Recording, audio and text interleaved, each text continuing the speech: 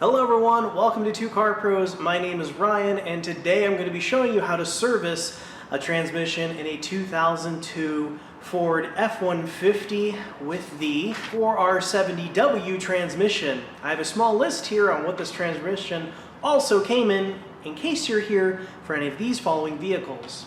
This transmission also came in the 93 to 98 Lincoln Mark 8, the 95 to 2003 Ford F-Series, which is what we're working on today, the 94 to 97 Thunderbird, the 95 to 04 Crown Vic, very popular model, 96 to 01 Ford Explorer, 95 to 03 Lincoln Town Car, it's basically a Crown Vic, 94 to 97 Mercury Cougar, 95 to 03 Mercury Grand Marquis, just the 2003 Mercury Marauder, no other year, thought that was interesting.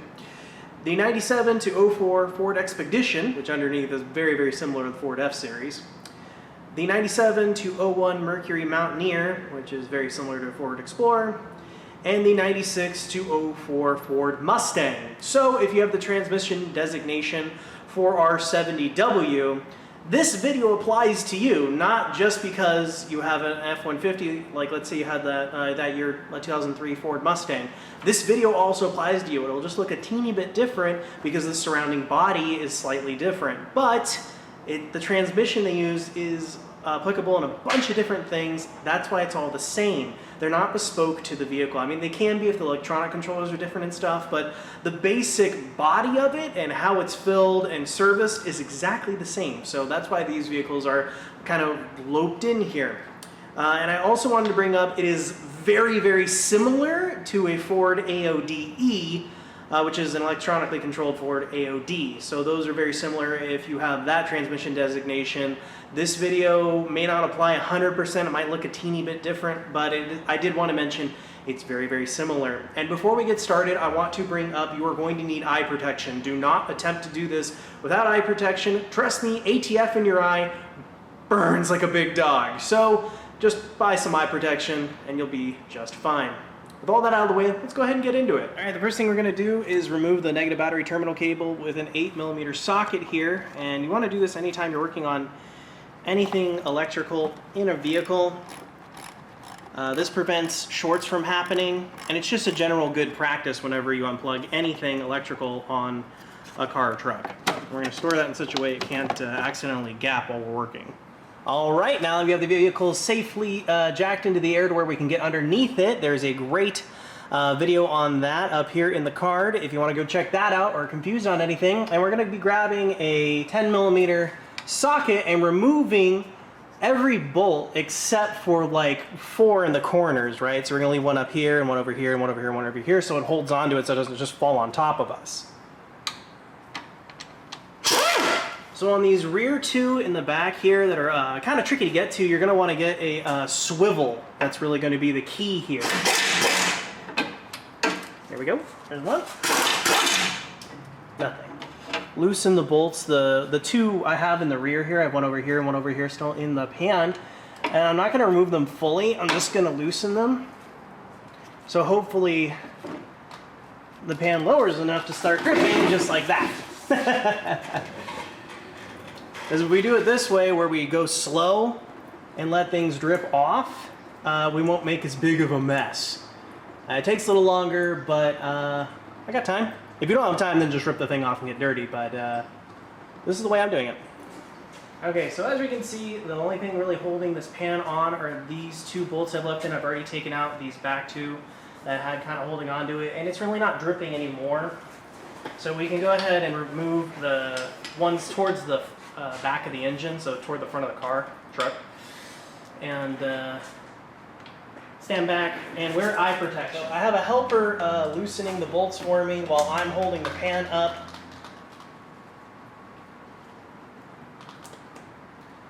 Good. There we go. That looks pretty good. Well, the pan comes up just like that. Just like that, and we can take this over to our workbench. Alright, now that the ATF is kind of stopped flowing, we can go ahead and remove the filter here. And it just pulls straight down. Just like that. So here is the old filter. in our drain basin here, and you see this orange seal just there. You want to make sure that's on the end of it, because if it's not, it is still up in there and you need to fish that out. You do not want to put two seals on your transmission filter. So here's our pan on the workbench here. Now you're going to take some time and look at your gasket, and if it's in good shape you can go ahead and reuse it as the oil pan specifies, but if it's all cracked and ruined around here and terrible and awful, or if you do see a distinguished crack, or if it's leaking at all, just toss it and do what we're going to do. But if it looks good, then you can obviously reuse that, but we're going to put this aside and do it the hard way for this installation. The next thing we need to do is clean the inside of the pan here, and that is going to involve you getting gross, and this is where some elbow grease and getting all that metal material out of there. See all this gray stuff? This is basically, you can even feel it, it's like a metallic paste from just metal rubbing up against metal. It's completely normal. It's only not completely normal if you see like really big chunks, but if it's these, you know, this paste sort of stuff like this, that's completely normal, don't worry about that. And some carburetor spray will help you out.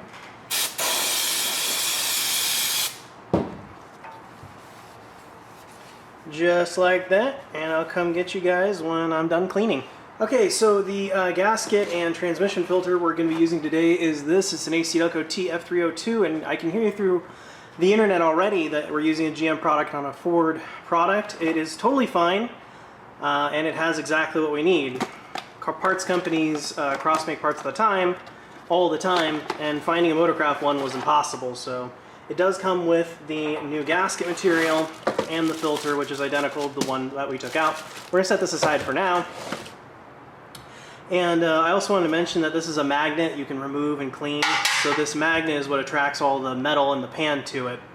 Now on our gasket here, we want to make sure that it will actually, you know, lay down where it's supposed to. Okay, so on this kit we can tell that the gasket goes like this and all the way around. Just make sure it fits before you start laying down some silicone rubber, and which it does, which is good. Alright, so now we're going to take our transmission filter here, making sure there is no seal left up here. You can go ahead and check with your finger like that, just in case. And basically you're just going to press it in like that, and make sure this is fully seated. There isn't really like a clip or like a bolt to hold it in place. It kind of just sits in there, so you want to press up hard right here to make sure it's not going to fall out. So that's perfectly installed. There's really nothing much more to it. Alright, I should have done this earlier before I put in the filter, but that's okay. Is we're going to grab some carburetor spray on a rag and go around this mating surface to make sure it's nice and clean, where the gasket's going to be going. And this applies to whether or not you're using the stock gasket or using a new one like we are. You want to keep it like that, and then what I have here is my caulking gun with some RTV in it. You can also use premium grade silicone rubber. All RTV stands for is room temperature vulcanizing silicone rubber. And what you want to do is lay down a bead like this on the inside of the bolt holes. So you never want to go on the outside, always on the inside here. And don't use too much. Now, a thin bead is plenty. And when you apply the gasket here, you want to just kind of set it on and try not to move it too much. Sometimes that's not always possible, so just do your best. Luckily, the RTV is really going to kind of hold it in place like that. Don't be afraid to go around like this and set it in its home and set it up to where it needs to belong. Now, if you're worried about excess silicone rubber ending up in the pan, if it's like this, you're fine, but if you're really that worried about it, you can wipe it off with your hand or your finger like this. It's not that big of a deal. I mean, if there was an excessive amount, yeah, you don't want like a ton in there, but little bits like this is not that big a deal. And we can see that this notch here lined up with the gasket as well, so we know it's on correctly, which is super, super cool. And then we're going to do the same thing for on top of the gasket where the mating surface is, And before we put the silicone rubber on the first surface, I want to note that it was very thoroughly cleaned with carburetor spray. Actually, we cleaned the whole thing with carburetor spray. It's an integral part of this job. I'm pretty sure brake clean will work too, but I'm a big fan of carb spray. It's served me pretty well in the past, so I'm going to keep using it. And like I said, you don't want too terribly much, but you definitely want enough to where it's going to make a nice good seal for you and not ooze into the pan. So this is looking pretty good. Okay, so when we're installing our new pan here, our same pan, new gasket, it kind of came in like this. And we want to match that removal procedure, but have it go on, straight on, to not disturb our gasket material. So you want to put it on as straight as you can the first time, because you don't want that gasket to squedge out or cause a problem. Typically, if you get these two, finger tight in there, it's not going to fall down or move around, because you just don't want to create another air gap, because that's a chance for it to leak later on. Once you're at this point, you can go ahead and let go of the pan and then put all the bolts back in. Alright, so now we can tighten those bolts, and we're going to try to do them in a cross pattern as much as we can. So if you do one back here, you want to do one over here. Just as best as you can, and if I find a torque spec, I will put it on screen. Just know that sometimes torque specs aren't always required for every little last bolt ever. I'm not going to be using a torque spec in case you're wondering, but if you really want to use one, I will try to put one on screen, and you can rent a torque wrench at AutoZone for pretty cheap, or even free sometimes. And the swivel on the back ones is really vital. If you don't have a swivel, you're going to need one. So just try to go as even as you can, around the pan, and you should be all good. So once you have it nice and tightened down like this, we can go ahead and replace our fluid. Alright, so now we can put the negative terminal cable back on, and when you're doing that, you just want to touch it a little bit to make sure it's not going to spark, and then we can sink that back on there and tighten her up.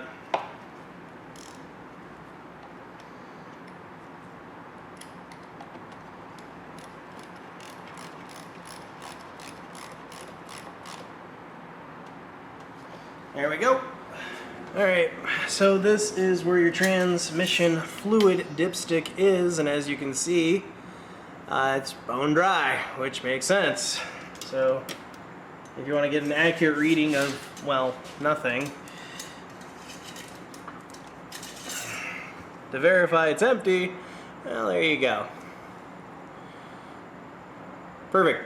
So what we're going to do is put in 3 to 4 quarts while the truck is off, and then we're going to check it to see where the level is, and then we're going to turn the truck on and check it again. So what we're going to do is take a transmission funnel.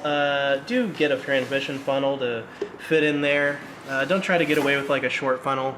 Get the proper tool for the right job. So the transmission fluid we're using today is Walmart SuperTech automatic transmission fluid, and it says here it is applicable to Mercon here. And I happen to know if you want to use the Motorcraft stuff, which is the stuff I'll link in the description, Mercon 5 is what you're going to be looking for, and that Mercon can go in here. Mercons are actually backwards compatible, so 5 can go into a 1 application, a 2 application, a 3 application, a 4 application, but you can't put a Mercon 5 into a Mercon 6. So Mercon 5 is what's available. Put that in your transmission. So with about 3.5 quarts put in, we're going to check it again to see where our level is, and it's kind of hard to see, but the bulk of it is right in this hash marks. There's a little bit of scrapings up there, but that's just because there's fluid in the dip tube. So now we're going to turn the truck on.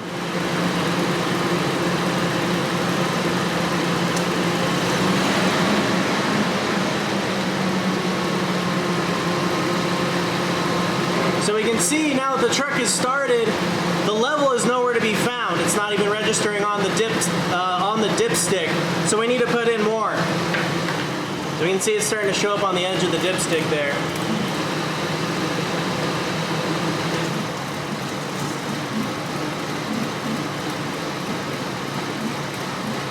Perfect. You got enough now? Yeah, that's good. So you can see on the dipstick here, the edge of the transmission fluid is right in this hash mark area, and you don't want to overfill. See, it even says do not add if in the crosshatch area. So you really want it at the top of this dot here, and don't put any more if it's anywhere in there. And you can see the bulk of the oil is like right at that dot, so it's pretty much spot on perfect. We used about 6 quarts or so. And it's always better to have too much than not enough. And it's also a good idea to check it in the next couple of days to see if it's dropped any while the truck's running, just in case any air bubbles kind of make their way out of the system. And at this juncture, you want to look underneath it to make sure you're not just spilling all over the place. So that is how to service your transmission. In our case, in that 02 Ford F-150, I don't want to go over the big list again. You know what you have. Thank you so much for watching. Make sure you're subscribed down below. And if you have any questions, leave them down below in the comments. I'd be happy to help you out and try to get around to those. Thanks again for watching, and I'll see you next time.